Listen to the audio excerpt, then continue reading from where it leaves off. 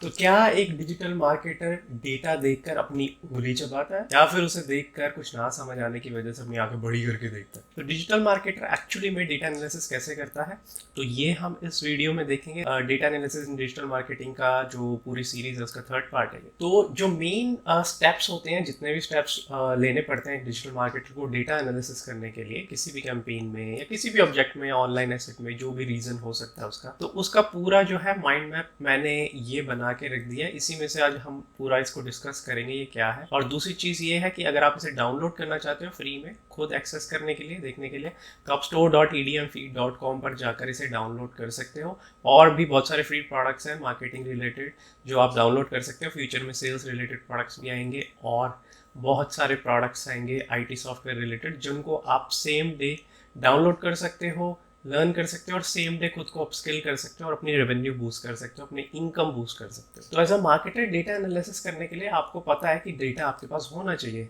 अब वो किसी भी एसेट का भी हो सकता है, कैंपेन का भी हो सकता है, मार्केटिंग कैंपेन का, या यूजर बिहेवियर का डेटा हो सकता है, बहुत सारी चीज़ें हो सकती हैं। बेसिकली इन शॉर्ट अगर मैं बोलूँ तो आपने ऑलरेडी डेटा गैदर कर रखा है। अगर आपके पास नहीं है तो आपको डेटा पहले गैदर करना पड़ेगा, देन आप डेटा एनालिसिस करोगे। सिंपल से ये तो अप्रोच है, कॉमन सेंस है कि आपके पास डेटा होगा तभी आप एनालाइज करोगे, होगा ही नहीं तो क्या ही एनालाइज करोगे, राइट। बट जब नहीं होता तो आपको पहले डेटा गैदर करना पड़ता है। तो सबसे पहली चीज़ है जो आपको करनी पड़ती है डेटा एनालिसिस में, जब आपके पास डेटा आ गया आपके पास, तो आपको कंपनी बोलेगी टॉप लेवल, मिड लेवल, या जो भी आप जिस लेवल पे भी मैनेजमेंट के साथ डिस्कशन करते हो, या आपका खुद का प्रोजेक्ट है या फ्रीलांस करते हो, तो आपको सबसे पहली चीज़ ये देखनी पड़ेगी कि आपका ऑब्जेक्टिव क्या है। Identify objective. तो आपको मैं कुछ एग्जांपल्स देता हूँ आइडेंटिफाई ऑब्जेक्टिव के। तो सबसे पहला आपका ऑब्जेक्टिव हो सकता है मे बी कॉस्ट रिडक्शन का, या दूसरा आपका ऑब्जेक्टिव हो सकता है मैक्सिमाइजिंग क्लिक्स का, ज्यादा से ज्यादा क्लिक्स लेना चाहते हो आप अपनी कैंपेन पे या किसी चीज पे। तीसरा आपको जस्ट कन्वर्जेंस चाहिए, डजंट मैटर कितना पैसा लग रहा है मार्केटिंग में, आपको जस्ट कन्वर्जेंस चाहिए। चौथा आपको ब्रांड्स ओनली, बेसिकली ब्रांडिंग करनी है। आपको मैटर नहीं करता कि पैसा ज्यादा लग रहा है कम लग रहा है, आपको सिर्फ brand value, brand recall value बढ़ानी है, ब्रांड पोजिशनिंग करनी है। तो इन सब के बेसिस पे आपका ऑप्टिमाइजेशन करने का या डेटा एनालिसिस करने का ना इंटेंट बदल जाता है। ऑब्जेक्टिव थोड़ा थोड़ा थोड़ा थोड़ा चेंज हो जाता है, कुछ चीज़ों में सेम रहता है, कुछ चीज़ों में चेंज हो जाता है।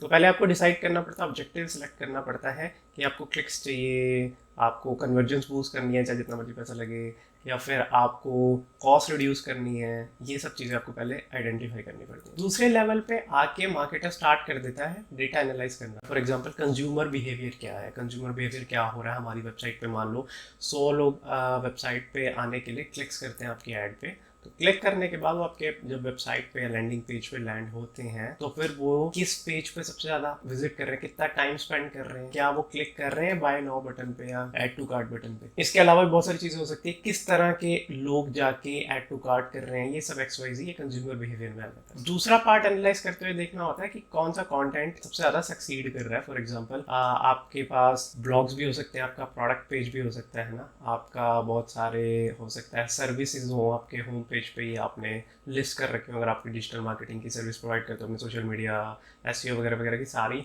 जो सर्विसेज है लिस्ट कर रखी है होम पेज पे, तो बहुत सारे कंटेंट टाइप्स हो सकते हैं बेसिकली। अब हम किसी को भी कंटेंट ले लें, मान लो सोशल मीडिया को एक सर्विस ले लिया, इसको कंटेंट बोल सकते हैं।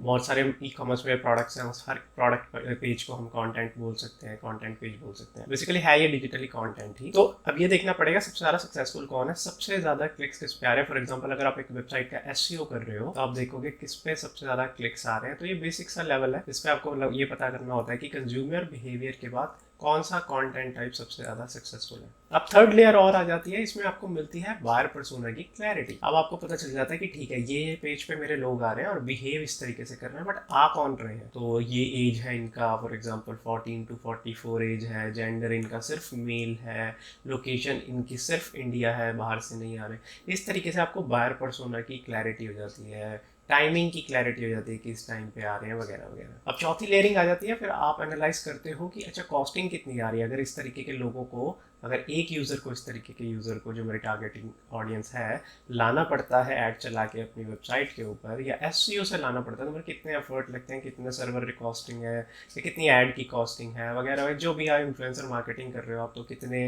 वीडियो अगर आप डलवाते हो किसी इन्फ्लुएंसर से, तो कितने लोग आपकी वेबसाइट विजिट करते हैं। तो इसके हिसाब से अगर 10,000 की आपने वीडियो डलवाई और 10,000 यूज़र आए, तो आपको 1 रुपये का एक यूज़र पढ़ रहा है, बेसिकली ये कॉस्टिंग निकल जाती है आपकी पर यूज़र की। इस तरीके से आपको पता चल जाता है कि हाँ कॉस्टिंग ये है। ये सब करने के बाद आप पॉइंट्स आप नोट डाउन करते हो, आप एक्सेल में भी कर सकते हो, नोटपैड पे भी कर सकते हो, जिस तरीके से आप आपकी खुद की मर्जी हो या एक मार्केटर की खुद की प्रेफरेंस होती है कौन से टूल्स को यूज़ करता है, गूगल शीट, एक्सेल, XYZ कुछ भी। तो अब ये मेन जो डेटा पॉइंट्स है ना, इनको नोट डाउन करता है। ये एज हो सकता है यूज़र का, जेंडर हो सकता है, किस टाइमिंग पे सबसे ज़्यादा आपके स्टोर की सेल्स होती है, आपकी सर्विसेज बिकती हैं दिन के अंदर, अगर पूरा दिन ऐड चलाते हो या एफर्ट्स मारते हो, किस टाइम पे लोगों का मूड होता है वो आपसे खरीद लेते हैं, ये सब चीज़ें। कौन से डिवाइस टाइप से सबसे ज़्यादा आते हैं, iOS वाले आते हैं, एंड्रॉयड वाले आते हैं, कौन सी लोकेशन से आ रहे हैं, कंटेंट कौन सा सक्सेसफुल है, लोगों ने आपको क्या फीडबैक दिया है कि हाँ ये चीज़ अच्छी है आपकी, बट इसको इम्प्रूव करो वरना हम आपसे नहीं खरीदेंगे, या हमें आप पे डाउट होता है वगैरह वगैरह, या कुछ भी। ये सब चीज़ें आप मेन जो है डेटा पॉइंट्स नोट कर लेते हो। अब फोर्थ लेयर भी आ जाती है, जो लोग करते हैं, ये एक्शंस भी करते हैं डेटा के एनालिसिस के बाद। फिर वो अपनी वेबसाइट में अगर उन्हें कोई ऑप्टिमाइजेशन करनी होती है तो वो भी करते हैं। फिर वो ये एनालाइज करते हैं कि कौन सा कंटेंट सक्सेसफुल था, उसको रखते हैं, उस तरीके का कंटेंट और बनाते हैं। अगर उन्हें लगता है कि वेबसाइट की स्पीड स्लो है जिसकी वजह से बहुत ज़्यादा लोग लैंड नहीं हो पा रहे, क्लिक्स कर रहे हैं बेसिकली ऐड पे, पर एनालिटिक्स में उतने लोग रीच नहीं कर रहे हैं हमारी वेबसाइट पे, ये दिखा रहा है। तो ये सब एनालिसिस भी आप करते हो डेटा एनालिसिस में। उस हिसाब से फिर आप वेबसाइट में क्या चेंज करते हो, उसकी साइट स्पीड इंप्रूव करते हो।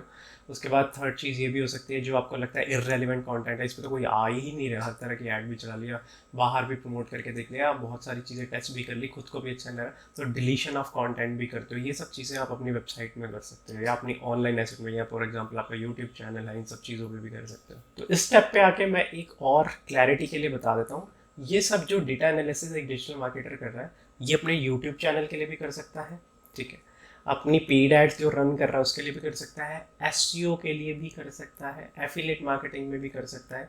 बेसिकली जहाँ जहाँ वो मार्केटिंग कर रहा है, जहाँ लोगों का, उसकी ऑनलाइन एसेट की हेल्थ से लेके जो आपकी यूज़र कंज्यूमर का बिहेवियर है, और भी बहुत सारी चीज़ें जो इन्वॉल्व होती हैं, जो इम्पैक्ट डालती हैं आपके बिजनेस के ऊपर, मार्केटिंग और सेल्स सेगमेंट में, इन सब मैट्रिक्स को एनालाइज करता है और इसके हिसाब से चीज़ में ट्वीक करता है। तो मैं किसी स्पेसिफिक चीज़ का लेके नहीं चल रहा कि मैं सेल्स के लिए सिर्फ लेके चलूँ या मार्केटिंग में लेके चलूँ या सिर्फ एसईओ लेके चलूँ, मैं सबका आपको मिक्स ओवरऑल एग्जांपल्स देता हुआ जा रहा हूँ। तो फिफ्थ पॉइंट पे आ जाते हैं। अब जब उसको रियलाइज़ हो जाता है कि हाँ ये डेटा पॉइंट्स हैं, हमने साइट भी इम्प्रूव कर ली है, अब वो अगर अपने पास उसके पास डेटा है, उसके पास बायर पर्सोना की क्लैरिटी है, कंज्यूमर बिहेवियर पता चल गया, तो उस तरीके से वो अपनी मार्केटिंग स्ट्रेटजी कर सकता है। इस तरीके से अगर आप अपना फाइनल कैंपेन लॉन्च करना चाहता है तो वो भी कर सकता है। फॉर एग्जांपल उसने 10 दिन गूगल एड्स चला रखी थी, कुछ खास कन्वर्जेंस नहीं आई, बट 2-4 कन्वर्जेंस आई, तो अब उसे पता चल गया कि अच्छा ये लोग खरीदते हैं। इस हिसाब से अब वो क्या करेगा, उन डेटा पॉइंट्स को नोट करेगा, अब एक न्यू कैंपेन बनाएगा, उस कैंपेन को इन डेटा पॉइंट्स के हिसाब से बनाएगा। इससे क्या होगा, वो बेटर परफॉर्म करेगा पुराने वाले से। अब 6 पॉइंट पे आ जाते हैं। जब वो फाइनल कैंपेन को लॉन्च कर देता है, या अपनी वेबसाइट को ऑप्टिमाइज कर लेता है, या सारी चीज़ें ठीक करता है, कंज्यूमर बिहेवियर को जो चाहिए उस तरीके के प्रोडक्ट्स और लेके आता है वेबसाइट पे, जो भी चीज़ें उसने बेसिकली एक्शंस किए उस चीज़ के हिसाब से ट्वीक की, मार्केटिंग स्ट्रेटजी ट्वीक की, इम्प्रूवमेंट के लिए जो भी एक्शंस लिए उनको दोबारा से एनालाइज करता है कि ठीक है अब देखते हैं कि क्या क्या इफेक्ट या इम्पैक्ट पड़ रहा है।